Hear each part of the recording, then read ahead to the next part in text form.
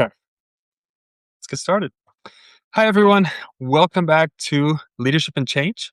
I'm genuinely glad you're here for this one. I've got two people I've been wanting to talk to for a while, Liz Fosslien and Mollie West Duffy, the authors of No Hard Feelings, Big Feelings. One of those books was introduced to me by my wife.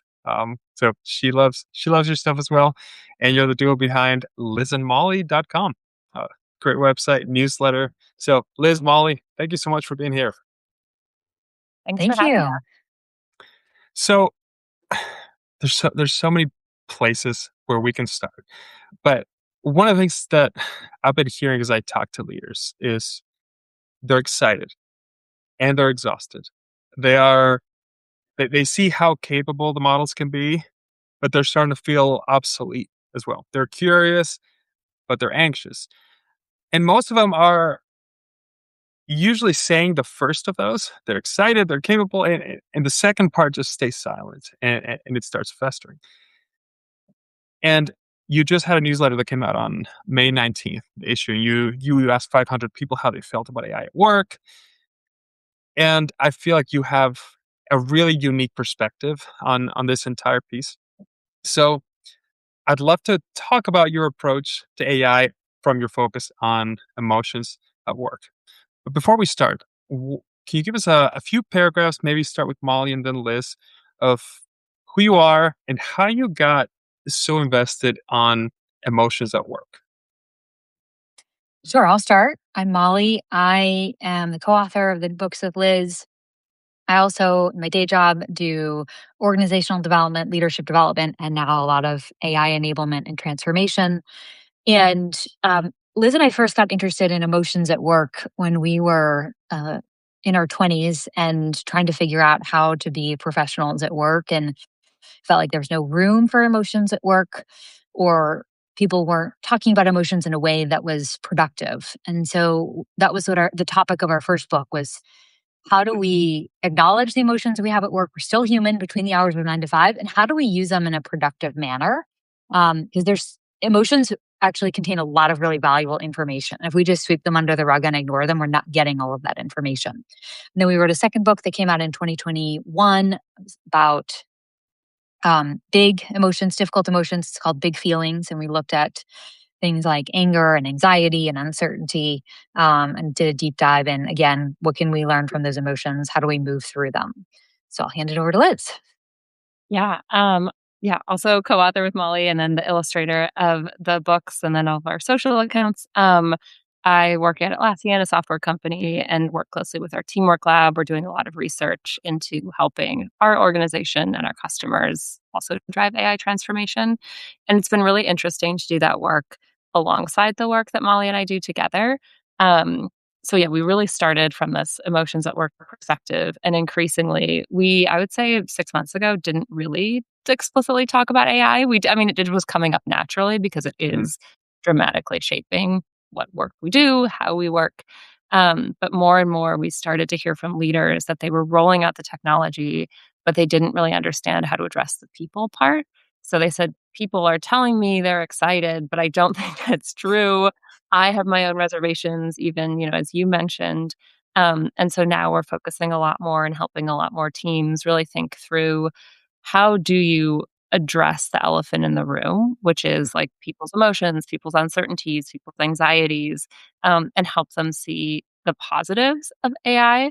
But I think we can both confidently say that the emotional context of work has never felt more chaotic. And we can, I'm sure we'll speak more to our survey results.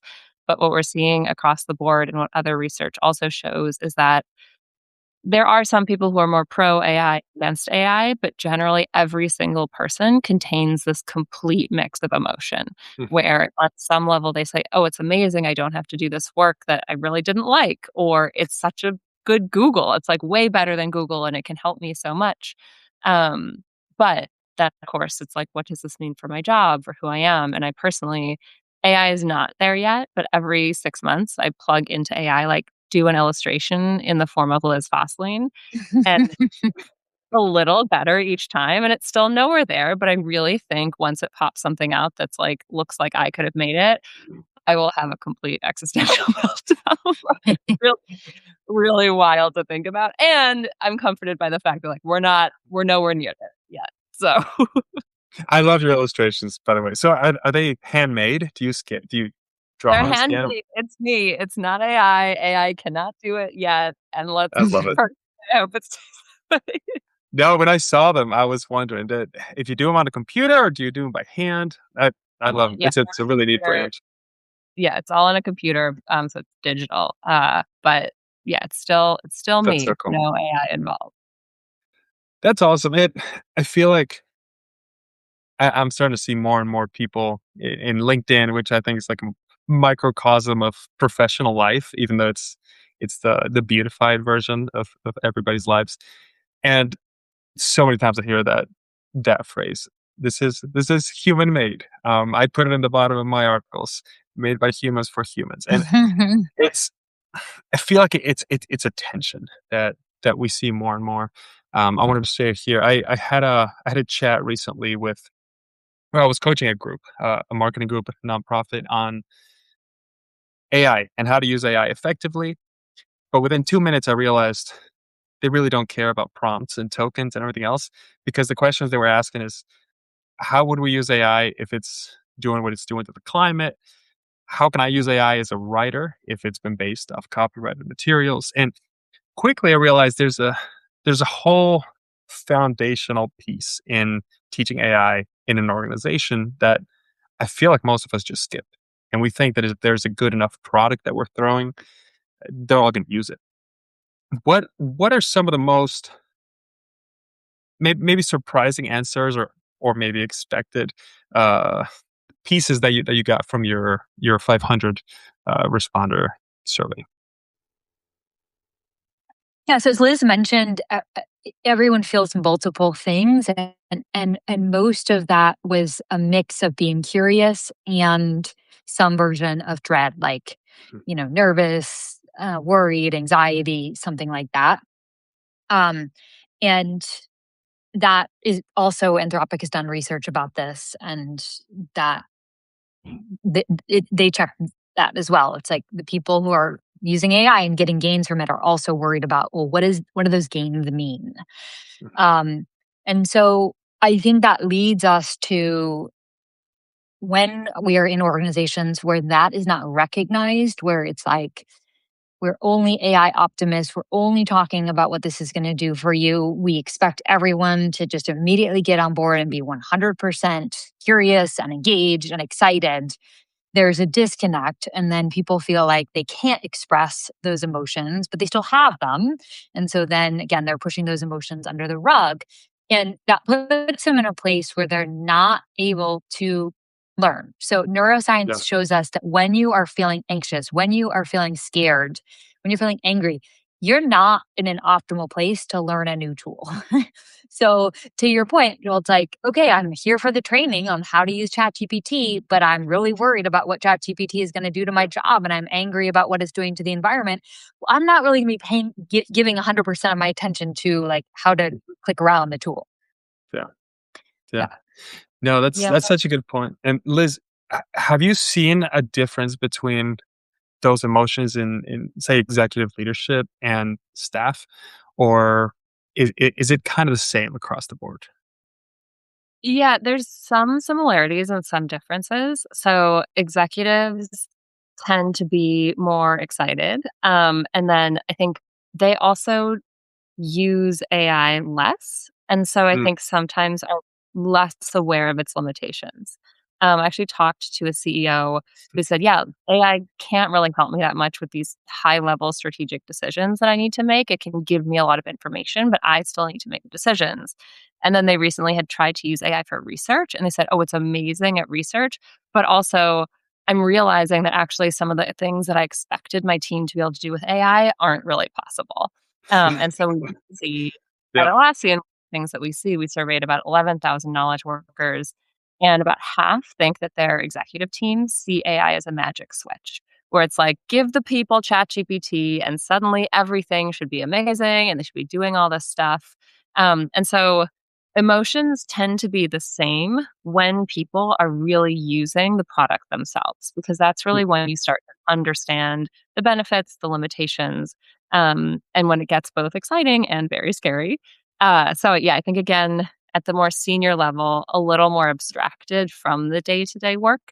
And so can be a little more pie in the sky. Executives also are much more forward thinking. They're thinking like 5 years from now, and that's a yeah. different timeline than the work that I need to do today. But I think it's really helpful for any leader that feels any mix of emotion to actually articulate that. I think that's the first step to really driving change is to address the elephant in the room and build Mhm. empathy. And Molly and I have talked about this a lot. We have something called selective vulnerability, where you have to start by sharing how you're feeling and addressing emotions. And then you Mhm. can go forward with the plan. And so that might look like I don't know where this is going either.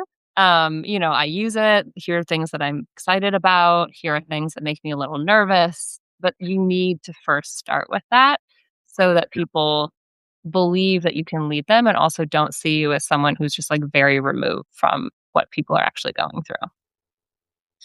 That's so interesting. So, have you seen it be any easier for leaders to share their emotions about AI since they're talking about something that's not human and we kind of all have it? Or do you see the same issue with sharing emotions that we saw 10 years ago with most problems were not AI in person, they were person to person. And I mean, I personally know it's so hard for me to share my emotions about work, especially with my team. Have you seen it be any easier since you're talking about something that's not human? So it's um yeah, so your context there is we do see that in the past like 10 to 15 years there has been a shift in leaders talking more about emotions, mostly because that's Mhm, what's been expected.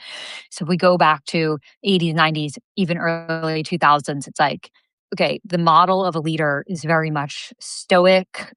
I don't have emotions. I just give the information. I do the official talk, that sort of thing. And that's changed. And we see that in our political leaders. We see that in our company leaders. We want to see that people are humans.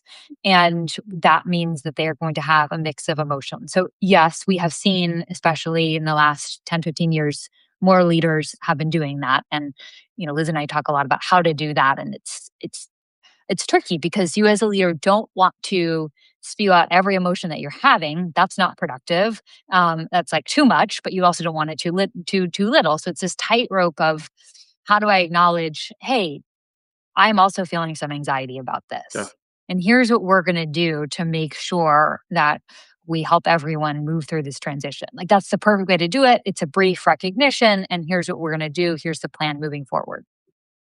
So when it comes to AI, it's the same in that I think there was some initial leaders were not sure what they should and shouldn't say about AI because everything was so new. And there was this moment where it's like, the world is changing, everyone has to get on board. And so I have empathy for leaders who were getting all this pressure, I'm sure, from their boards and from LinkedIn and their peers of like, you're behind, like you're already behind. This just started and you're already behind.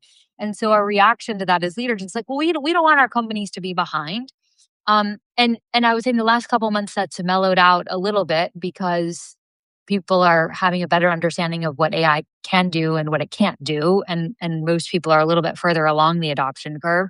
And there's a tempering of like, yeah, we're also going to need to see some profitability from using this tool. So Mhm. I've seen that and I'll speak. I work at a company called Lattice, and our CEO, I think, has done a great job of evolving her messaging on this. And she's now talking about people are not tokens, and we have to remember that. And that makes sense for the company that we are. So I think leaders are getting there, but uh, a lot of them still need some help. Yeah.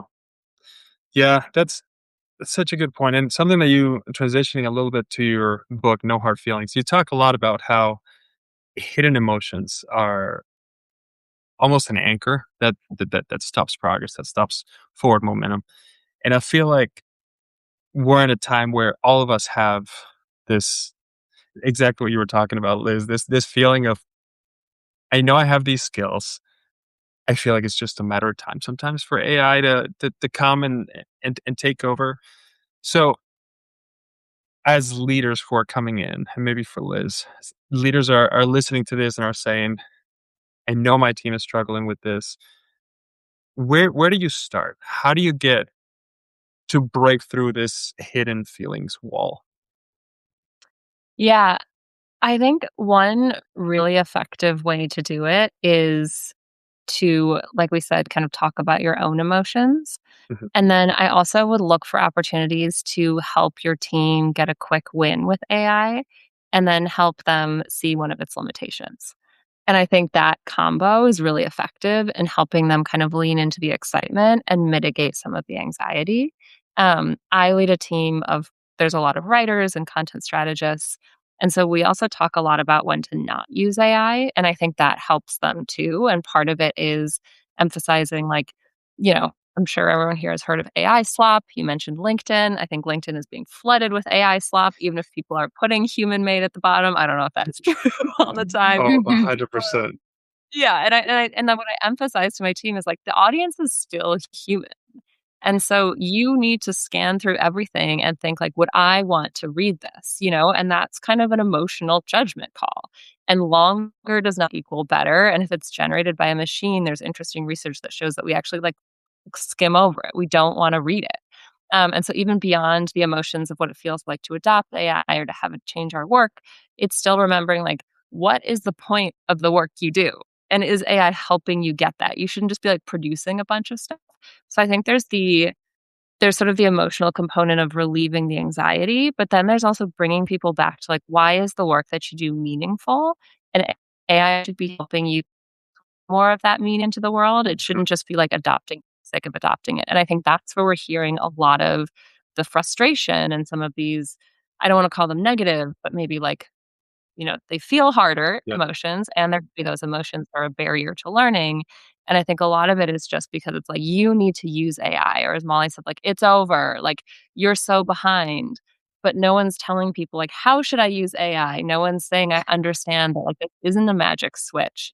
And no one's saying, like, why you need to do it in the first place. So I think these are kind of very tactical steps that leaders can take to both drive adoption, help people feel better, and then also actually get the results they're looking for.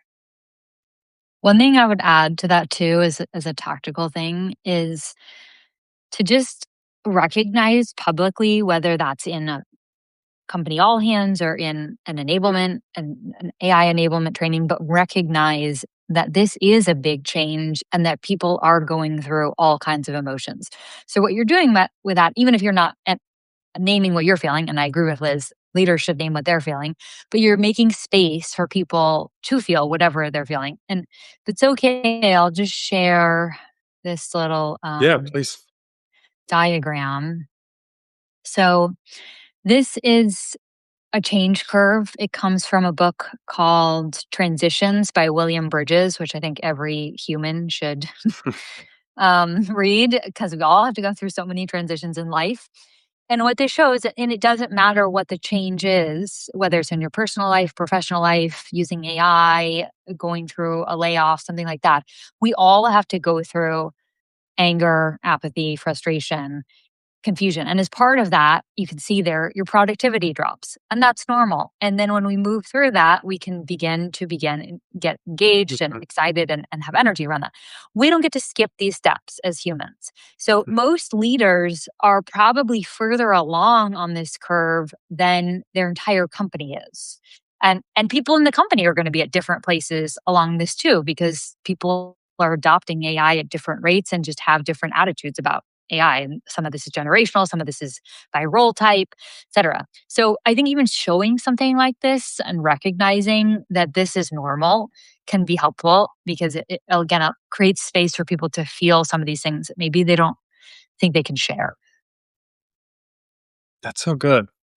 I never thought about that, but almost expecting that those hard emotions are gonna come, and they're gonna come not at once. Ideally, they all just come at once, and you just get past, but they're gonna come at different times. It it's such a challenge, especially when you have big teams, to get everybody moving when they see these kind of dips and emotional changes all at different times.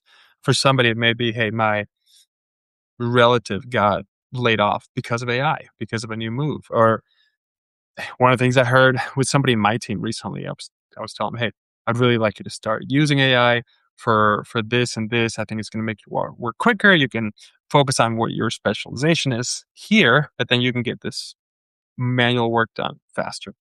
And the question uh, I sensed some hesitation. So then as I started pushing a little bit more, hey, what's going on? What are you feeling? The answer was, I'm afraid that if I start doing that, all of a sudden, 2 or 3 times as much output is gonna be expected of me now on a daily basis. So I may be working a little more efficiently, but all of a sudden that just becomes a new minimum, and I'm gonna have to keep going at that pace. And when you have so many people in so many different places, how can a leader try to bring everybody together and try to get to a point where everybody is the point to get everybody? Well, that that is not planned. Is the point for everybody to get to the other side of that curve, or to almost have a process where you're constantly navigating those curves? Maybe Liz. Yeah, it's a great question. I mean, one thing that I wanna pull out that you said is the expectation of now I'm gonna be asked to do 2 to 3 times more. Um, and what I've heard a lot is some leaders do believe, "Oh, my teams can be 10x more productive with AI." I think that's going away a little bit now, because the limitation is still just the human ideas, you know? So it's not like AI just automatically makes people 10x more productive. But what I would say to those leaders is it's actually okay if some of the time saved your team takes back for themselves. Like, it doesn't all have to be reinvested in work. And like, workforces are so burnt out, they're so overstimulated. I think the average person, our nervous system is completely fried. And so, what's so bad about a 4-day week? Like every 4-day work week, every single research study has showed that that's really effective.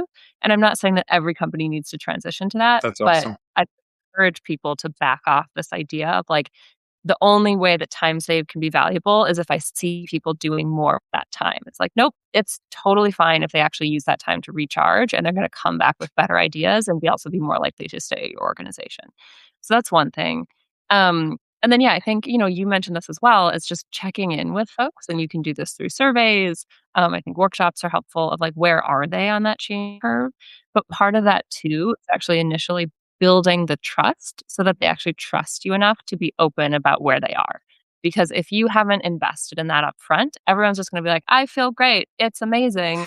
And then you're actually going to see that they're not using it or they're actually sabotaging it. We're seeing this among, I think there's just a article that I read that came out about Gen Z workers where they're being told they're entering the job market in this very doom and gloom environment where it's like, it's over, you're not going to get jobs, AI can do all entry level jobs. The data shows that isn't necessarily true, but that's like the energy that they're getting. And Yeah. so they're like actively sabotaging AI within organizations. So, like, what do you expect? What does that mean? I'm curious. Like, some of it is just putting garbage into the knowledge base. Mm. Generates false outputs, that kind of thing.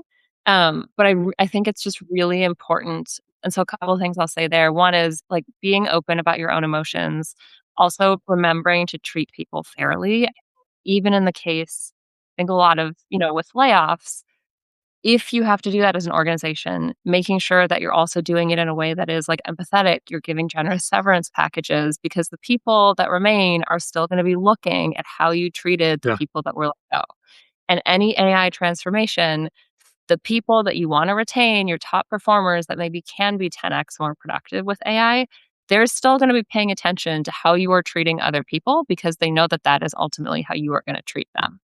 So I think like it's okay to let people take some of that time saved back for themselves and then really thinking about like your behavior is going to impact your workforce because there's still going to be people that need to do some work for you no matter what. Yeah. That's such a good point.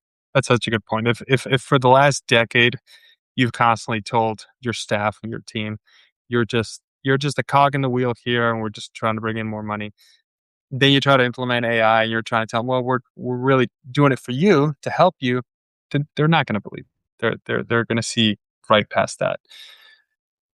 So you talk a lot about mandates as well in your book. And is AI does AI work as a mandate, or is it more as something that's woven into the fabric of a team? Maybe Molly. Yeah. So again, going back to the survey that we did, there were a few people who were happily adopting AI, Mhm. and one of those things was having one of the things that was true for them was having agency to do what they wanted to do. So not feeling like they were being forced to do it.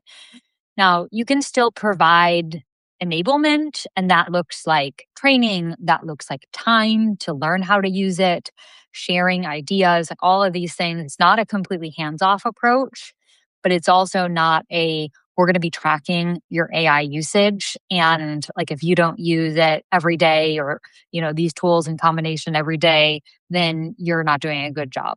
That does not work. And we know that from across That all seems so kinds of other. counterintuitive. Yes, but it's interesting. I'm working on a project right now to help define how we're measuring AI fluency. And it's interesting because um, it's a fine line between like, well, how would you measure using AI? Like, you want people to be using it to help make them more productive and save time. And again, to Liz's point, maybe save time so that you don't have to, reinvest that time into other work. Yeah. But the examples that are out there are like really, about token usage and about like, are you, how many times a day are you using this tool rather than like, Yeah. are you using the right tool for the right job? Like that's really what Mhm. it's about. So, And it goes back to the why behind what you're doing. Are you just trying to burn tokens for the sake of it? And as we're nearing the end, I was hoping that you all could tell us a little bit about your AI workshops. A lot of leaders here are seeing everything that you're talking about and saying, "Yeah, that's exactly what I need." Now what?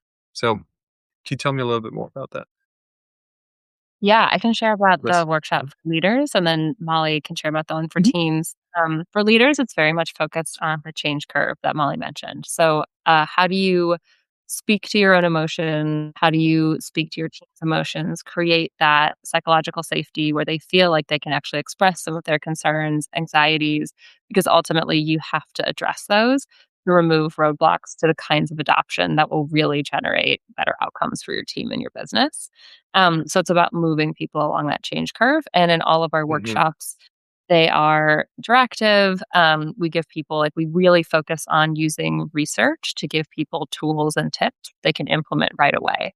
So one of our things is always we look through everything we're going to do and say, could someone use this the next day and actually get a quick win from something we've given them? So it's very actionable. And then Molly, if you want to share about the That's workshop awesome. for teams.